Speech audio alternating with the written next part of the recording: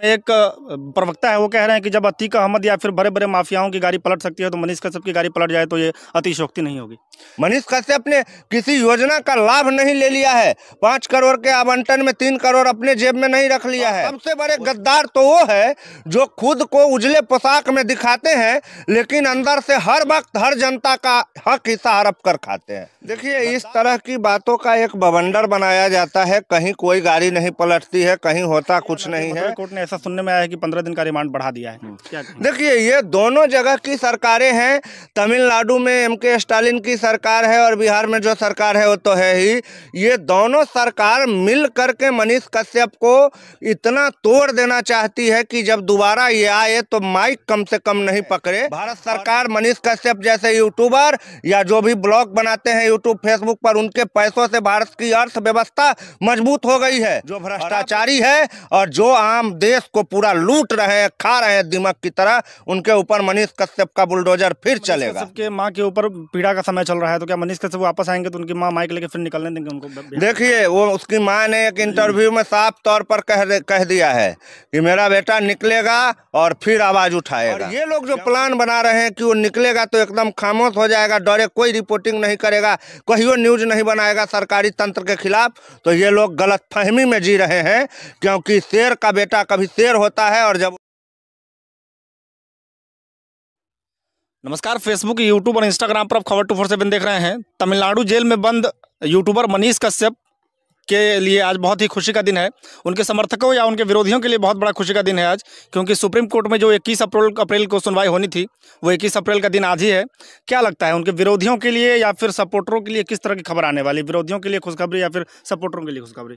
देखिए, अभी तो सुप्रीम कोर्ट के पास जैसे ही राज्य का जो नोटिस है वो पहुंचेगा, जो राज्य को सुप्रीम कोर्ट ने नोटिस भेजा था कि आखिर आप एक यूट्यूबर के खिलाफ इतने जगहों पर एक ही तरह के मुकदमा कर रहे हैं, इनको क्यों नहीं मर्ज किया जाए, एक जगह क्लबिंग क्यों नहीं किया जाए।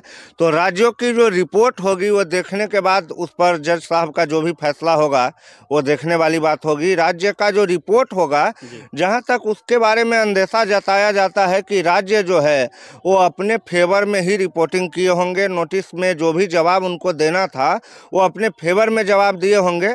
अब सुप्रीम कोर्ट के जज राज्यों के जवाब से कितना संतुष्ट होते हैं और कितना असंतुष्ट होते हैं, ये देखने वाली बात होगी। अच्छा, कल परसों से एक बहुत ही डिबेट वाली कटिंग बाहर आई है, वो वायरल हो रही है कटिंग जो है, जिसमें एक प्रवक्ता है, वो कह रहे हैं कि जब अतीक अहमद या फिर बड़े बड़े माफियाओं की गाड़ी पलट सकती है तो मनीष कश्यप की गाड़ी पलट जाए तो ये अतिशयोक्ति नहीं होगी। देखिए, इस तरह की बातों का एक बवंडर बनाया जाता है। कहीं कोई गाड़ी नहीं पलटती है, कहीं होता कुछ नहीं है। जो आतंकवादी है, जिसके डर से पूरा प्रदेश कांपता है, वहाँ का प्रदेश का जो मुख्यमंत्री है या तो उससे मिला हुआ होता है या उसके खिलाफ कार्रवाई करता है। तो पहले के जो भी थे प्रशासन में लोग, वो मिले हुए थे। अभी के यूपी के खास करके प्रशासन की बात है, जहाँ गाड़ी पलटती है या इनकाउंटर होता है, और किसी राज्य में अभी इस तरह का मुख्यमंत्री नहीं है जो इस तरह का फैसला कर सके। और ये मैटर अलग है। अतीक अहमद या जिन लोगों की गाड़ी पलटी है, उन्होंने लोगों ने कभी न कभी पुलिस के खिलाफ भी कार्रवाई किया है और पुलिस को कुछ न कुछ उससे निजी रंजिश रहा था। मनीष कश्यप की जहां तक बात है तो मैं ये समझता हूं कि तमिलनाडु कोर्ट में जो सरकार के पक्ष वाले वकील होंगे, वो भी जब मनीष कश्यप को देखते होंगे, मिलते होंगे, तो उन्हें लगता होगा कि मैं कुछ गलत कर रहा हूं, मैं गलत आदमी के खिलाफ काम कर रहा हूं। मनीष कश्यप एक अलग ब्रांड है, वो अलग वस्तु है, और उसके बारे में जितना कुछ किया जा रहा है, निश्चित रूप से ये एक स्वार्थ की परंपरा को दिखाया जा रहा है, बाकी कुछ है नहीं।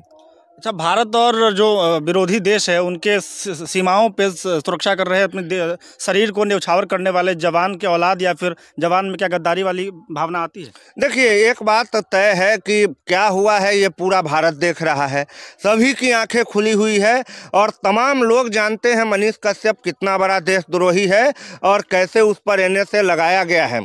सीधी सी बात है कि उसको सच, उसका जो सच था, सच दिखाने का जो तरीका था, वो जो बड़े बड़े ओहदे पर बैठे मंत्रीगण हैं या जो भी हैं, उनको बर्दाश्त नहीं हो रहा था और उन्हें कहीं ना कहीं लग रहा था कि ये भी एक बड़ा उभरता हुआ नेता टाइप का आदमी होते जा रहा है।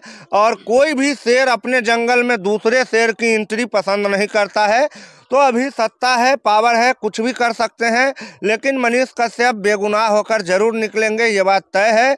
और मनीष कश्यप ने अगर गलती करी भी है तो उनकी गलती इतनी बड़ी नहीं है कि उनके ऊपर NSA लगा दिया जाए या बहुत तरह की बातें कर दिया जाए। बड़े बड़े नेता लोग, ये तो महात्मा गांधी के बारे में कुछ उल्टा फुल्टा बोलने के ऊपर NSA जो लगाया गया है, ये तो एक बहाना है। मैं आपको यहीं पे चलिए आपको एक महात्मा गांधी का दिखाता हूँ स्टैचू, जिसको लोगों ने तोड़ दिया, उनके ऊपर NSA लगाइए ना भाई। उनके ऊपर तो आप NSA नहीं लगाएंगे क्योंकि उससे आपका कुछ बनता बिगड़ता नहीं है। आपको बड़ा बड़ा दिखाऊंगा ऐसा ऐसा कांड जहां पर बड़े बड़े स्वतंत्रता सेनानी, बड़े बड़े जो नेता लोग थे पहले के, उनके जो स्टैचू है उनको तोड़ दिया जाता है, और तोड़कर जो वहां का जीता हुआ विधायक होता है, MP होता है, वो अपना नेता का स्टैचू बनवाता है। पूरा यूपी में स्टैचू कांड हो रहा है। कितने लोगों पर आपने NSA लगाया है? एक भी पर नहीं। और ये तो बात की बात है, अगर आपका हमारा हो चाहे आर्मी का बेटा नहीं भी हो, तो गद्दार कितने होते हैं, और जो गद्दार हैं वो तो गद्दार हैं, वो चिन्हित है। और सबसे बड़े गद्दार तो वो है जो खुद को उजले पोशाक में दिखाते हैं, लेकिन अंदर से हर वक्त हर जनता का हक हिस्सा हड़प कर खाते हैं। गद्दार तो वो है। मनीष कश्यप ने किसी योजना का लाभ नहीं ले लिया है। 5 करोड़ के आवंटन में 3 करोड़ अपने जेब में नहीं रख लिया है। वो जो भी पैसा यूट्यूब से कमाया है, डॉलर में कमाया है। हर साल मनीष कश्यप भारत सरकार को करोड़ों रुपया टैक्स के रूप में देता है। भारत सरकार मनीष कश्यप जैसे यूट्यूबर या जो भी ब्लॉग बनाते हैं यूट्यूब फेसबुक पर, उनके पैसों से भारत की अर्थव्यवस्था मजबूत हो गई है। और आप उसके पैसे को खंगालते हैं, उसके बैंक को में रोक लगाते हैं, उसके खातों को सीज करते हैं। कितना बड़ा विडंबना है इस देश में। इसे लोकतंत्र का सबसे बड़ा जनक भारत को कहा जाता था और अभी भी कहा जाता है। लेकिन लोकतंत्र की अगर सबसे ज़्यादा कहीं पर हत्या होती है तो भारत में होती है, क्योंकि भारत का संविधान इतना जटिल और इतना बड़ा है कि न्याय मिलना यहाँ मुमकिन ही नहीं है। कहीं किसी को पकड़ लो, 15-20 साल सड़ने दो, उसके बाद जज साहब बताएंगे ये तो बेकसूर था। सबसे छोटा संविधान है दुनिया में का, और वहां एक भी अपराधी नहीं बच पाता है। एक चप्पल चोर नहीं बचता है, उसको तुरंत सजा होता है। और सबसे बड़का संविधान है दुनिया में भारत का, और यहाँ कोई अपराधी किसी को कोई सजा नहीं होता है। यही अतीक अहमद वाला जो कांड है, इसे ही कोई उड़ गया, फुर गया, गाड़ी पलट गया, इधर उधर हो गया, इनकाउंटर तो हो गया, नहीं तो कहियो न कहियो हाई कोर्ट सुप्रीम कोर्ट उसको छोड़िए देगा जी। तो ये नाटक है पूरा सिस्टम में, और क्या है। अच्छा, जब हमने कल सीतामढ़ी सत्र न्यायालय के वकीलों से, वकील का जत्था था वहाँ पर, हमने पूछताछ की कि भाई मनीष कश्यप के बारे में लोग क्या बोलेंगे, तो उन लोगों का एक सुर में कहना था कि पूरे मामले का सबसे बड़ा गुनहगार मनीष कश्यप है। सब कुछ उनके ज़िंदगी में अच्छा चल रहा था, फिर भी साजिशन उन्होंने सब कुछ ऐसा किया है। देखिए, वो लोगों को कहने की बात है, और बहुत सारे लोग हैं जो सरकार से डरते हैं, सरकार के खिलाफ में नहीं बोलना चाहते हैं। और देखिए, आप साबित तो कर दीजिए कि मनीष कश्यप गुनहगार है। आप साबित नहीं कर पाएंगे क्योंकि वो गुनहगार नहीं है। और अगर वो गुनहगार है तो जो गुनाह उसने किया है, वैसे गुनाह करने वाले हजारों हिंदुस्तान में है, उन सब को पकड़िए। तो फिर मनीष कश्यप को भी पकड़िए, हमें कोई शिकायत नहीं होगी। एक मनीष कश्यप ही आखिर क्यों? और भी लोगों ने उस तरह का न्यूज चलाया, और भी लोगों ने इस तरह का काम किया, उनको तो आप कुछ नहीं कर रहे हैं। तो मनीष कश्यप से मतलब आपको कहीं ना कहीं मन में ऐसी आशंका है कि ये हमसे बड़ा चेहरा बनते जा रहा है, और क्या बात है। अच्छा, आखिरी सवाल है कि जैसे बिहार में कार्रवाई हुई, बिहार के बाद तमिलनाडु भेजा गया, तमिलनाडु में NSA लगाया गया, उसके बाद कपिल सिब्बल को सरकारी वकील बनाया गया, और अब जाके सुप्रीम कोर्ट राहत दे या न दे, मदुरई कोर्ट ने ऐसा सुनने में आया है कि 15 दिन का रिमांड बढ़ा दिया है। देखिए, ये दोनों जगह की सरकारें हैं।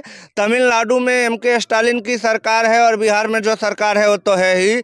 ये दोनों सरकार मिल करके मनीष कश्यप को इतना तोड़ देना चाहती है कि जब दोबारा ये आए तो माइक कम से कम नहीं पकड़े, और फांसी की सजा ये लोग नहीं दिलवा पाएंगे। मनीष कश्यप का गुनाह वैसा नहीं है, बहुत से बहुत 2-4 महीना 6 महीना में, साल भर में वो निकलवे करेंगे।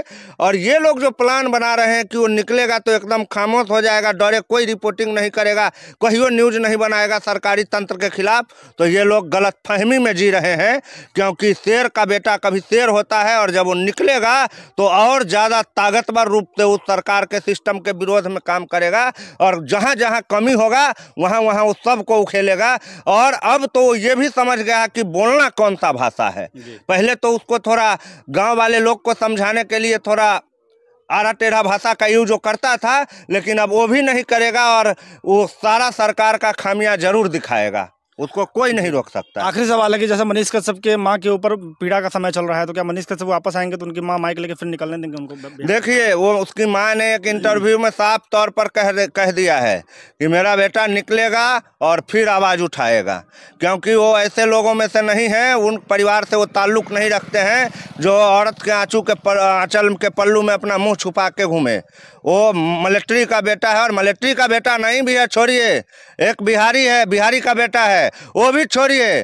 सबसे पहले तो हर बात में वो जय हिंद करता है, वो एक हिंदुस्तानी का बेटा है, और सच्चा हिंदुस्तानी का बेटा कभी पर्दे के पीछे मुंह छुपा के नहीं जीता है। वो फ्रंट पे आएगा और फिर प्रहार करेगा, और उन लोगों के ऊपर करेगा जो भ्रष्टाचारी है और जो आम देश को पूरा लूट रहे हैं, खा रहे हैं दीमक की तरह, उनके ऊपर मनीष कश्यप का बुलडोजर फिर चलेगा। जी, चलिए धन्यवाद आप तमाम दर्शकों का वीडियो को अंत तक देखने के लिए। जय हिंद।